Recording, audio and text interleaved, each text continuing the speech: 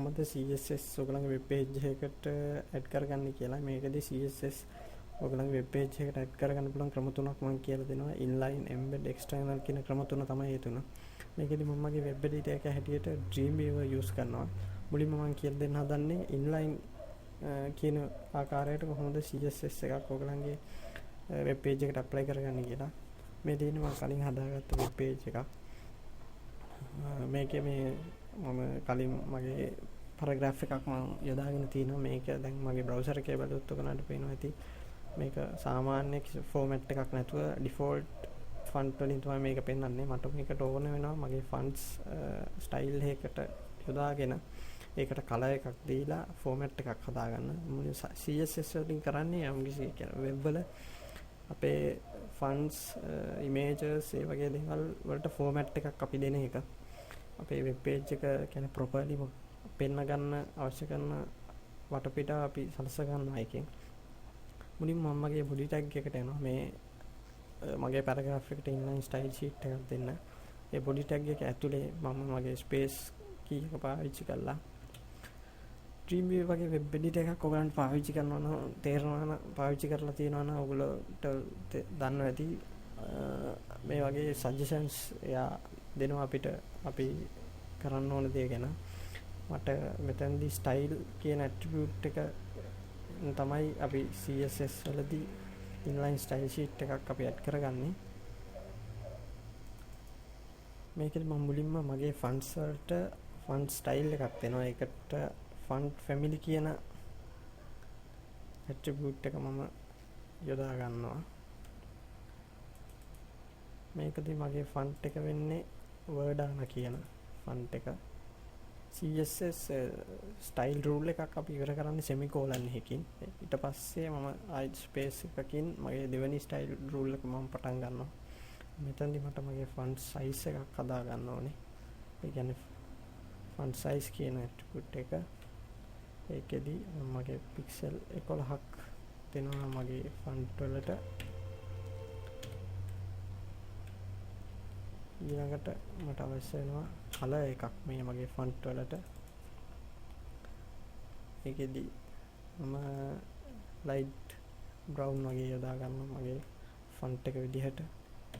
දැන් මගේ inline style sheet එක ඉවරයි. මම ඩිෆයින් කරලා ඉවරයි.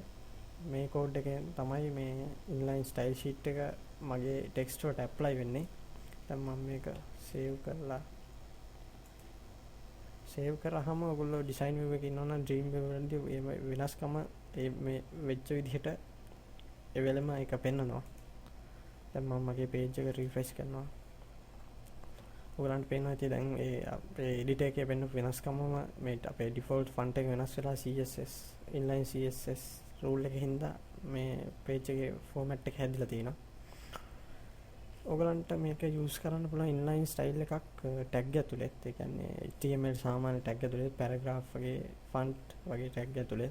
මම එතනදී පේනවා ඇති මගේ paragraph එකක් මම වෙනම වෙන් කරලා තියෙනවා. ඒ කියන්නේ p කියන HTML tag එකෙන් මම paragraph එකක් වෙනම වෙන් කරලා තියෙනවා. මට අවශ්‍ය වෙනවා මේ paragraph එකට වෙනම style එකක් යොදා ගන්න. ඒකෙදිත් අපි මුලින්ම use කරපු විදිහට මම style කියන attribute එක යටතේ අලුත් thing rules යොදාගෙන මම මගේ font එක CSS rules define කරනවා.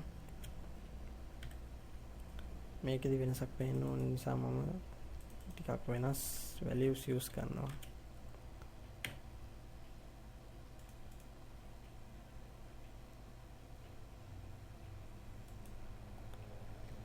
මගේ style sheet එක මම save කරලා මම browser එකේ preview කරනවා.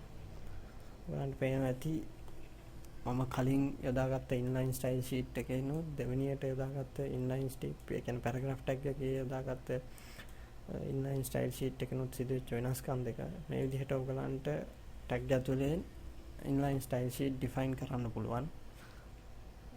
page එකක් ඇතුලේදීම යම්කිසි text paragraph එකක් ඇතුලේදී web page එකට apply කරගන්න කියලා embed style එකක් සාමාන්‍යයෙන් apply කරගන්නේ අපි head tag එක ඇතුලේ. ඒ කියන්නේ HTML අපේ head ටැග් එක පටන් ගන්න ටැග් එකයි ඉවරන ටැග් එක අතරදී තමයි අපි එම්බෙඩ් ස්ටයිල් එකක් ඇඩ් කරගන්නේ. එම්බෙඩ් ස්ටයිල් එකක් ඇඩ් කරගන්නදී අපිට උවමනා වෙනවා මේ ස්ටයිල් කියන ටැග් එක ඇතුළේදී තමයි අපි ඩිෆයින් කරන්නේ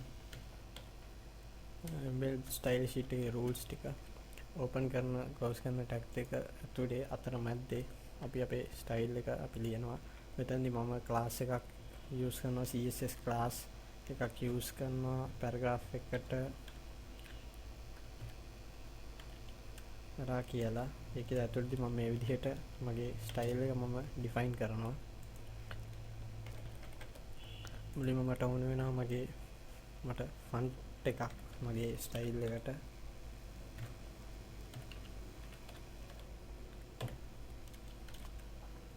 මම මෙතනින් ඒරියල් කියන ඒරියල් ෆන්ට් එක දා ගන්නවා. මගේ ෆන්ට් එක මට බෝල්ඩ් වෙන්න ඕනේ.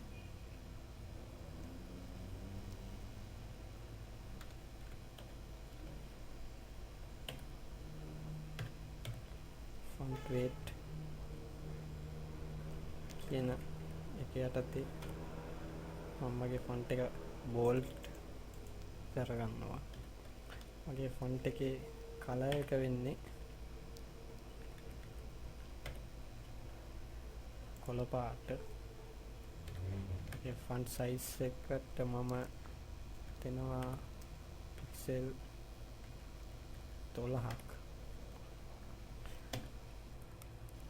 ස්ටයිල් එක කියන්නේ අපි ස්ටයිල් එක ෆ්ලෝ එකකට හදා ගන්නවා නම් හොඳයි. ඒ කියන්නේ වෙන් කරලා අපිට අඳුර ගන්න පුළුවන් වෙන ආකාරයට අපි ස්ටයිල් එක හදා ගන්න ඕනේ මේ විදිහට ලයින්ස් වලට. ඊට පස්සේ මම මේ යොදාගත්ත මගේ ක්ලාස් එක මගේ පැරග්‍රාෆ් එකට මම ඇඩ් කරනවා. ඒකට මම මගේ ඔයගොල්ලෝ යූස් කරන ටැග් එක ඇතුලේ මම මෙතන මගේ බොඩි ටැග් එක ඇතුලේ මම ක්ලාස් කියන එක සිලෙක්ට් කරලා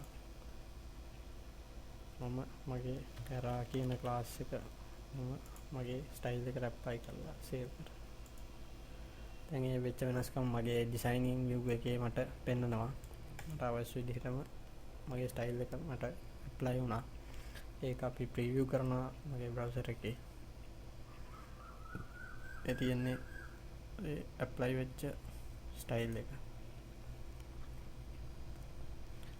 ඉම්බෙඩ් ස්ටයිල් එකක් ඇඩ් කරගන්න ඒ විදිහට හෙඩ් ටැග් එක ඇතුලේ අපිට අවශ්‍ය ක්ලාස් එකක් ID එකක් අපි ඩිෆයින් කරලා ඒක ඇතුළතදී අපි අපේ ක්ලාස් එක ස්ටයිල් රූල්ස් යූස් කරලා අපේ ක්ලාස් එක ස්ටයිල් ෂීට් කියන එක අපි කලින් කතා කරපු එම්බෙඩ් ඉන්ලයින් කියන ස්ටයිල්ස් දෙකටම වැඩි ටිකක් වෙනස්. මේකදී අපි කරන්නේ කලින් හදාගත්ත CSS ෆයිල් එකක් අපේ වෙබ් පේජ් එකට ලින්ක් කරන එකයි. අපිට මේකට අපේ අලුත් ස්ටයිල් ෂීට් එක එක්ස්ටර්නල් ස්ටයිල් ෂීට් එක හදාගන්න අපිට අලුත් CSS ෆයිල් එකක් ඕන කරනවා. ඔයගොල්ලෝ Dreamweaver යූස් කරනවා නම් ඒක ඔයගලන්ට ගන්න පුළුවන් ෆයිල් new ගිහිල්ලා CSS කියන එක සිලෙක්ට් කරලා ඩයලොග් බොක්ස් එකෙන් මේ තමයි මම මගේ එක්ස්ටර්නල් ෆයිල් ෂීට් එක හදාගන්න යන ඩොකියුමන්ට් එක. මෙතෙන්දි මම මගේ ක්ලාස් IDs ඩිෆයින් කරන්න පුළුවන් මට. මම මෙතෙන්දි පැරා කියලා ක්ලාස් එකක් ඩිෆයින් කරගන්නවා මගේ ස්ටයිල්ස් පැරග්‍රාෆ් එකකට. කලින් වගේම මගේ CSS rules මම මෙතෙන්ට ඇප්ලයි කරගන්නවා. මට ඕන font family, font size, colors වගේ.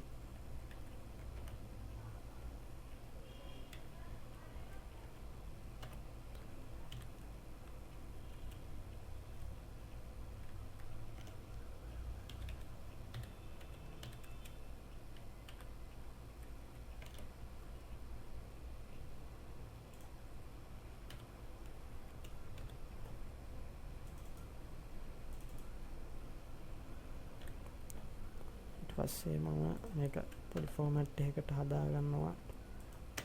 ඒක අඳුර ගන්න ලේසි වෙන්න අපේ ස්ටයිල් එක ලේසියෙන් අපිට එඩිට් කරගන්න පුළුවන් වෙන විදිහට. ඊට පස්සේ මම මගේ ස්ටයිල් ෂීට් එක සේව් කරනවා. ඔයගලගේ root folder එක ඇතුළේදී හරි ඒ root folder එක ඇතුළේ තවත් වෙන folder එකක් ඇතුළේ හරි මේ හදාගන්න ස්ටයිල් ෂීට් එක සේව් කරන්න පුළුවන්. මම මේක main css කියන නමෙන් මගේ root folder එක ඇතුලේ මම save කරගන්නවා.